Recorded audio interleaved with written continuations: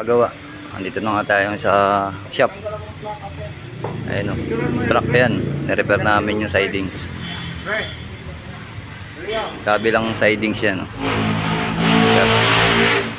Pinalitan ng flooring. Ayun o. Tapos yung mga pintuan nya, nirepair din namin. Ayan, nire-repair ko ngayon yan guys. Ayan, makagawa. Nire-repair ko siya.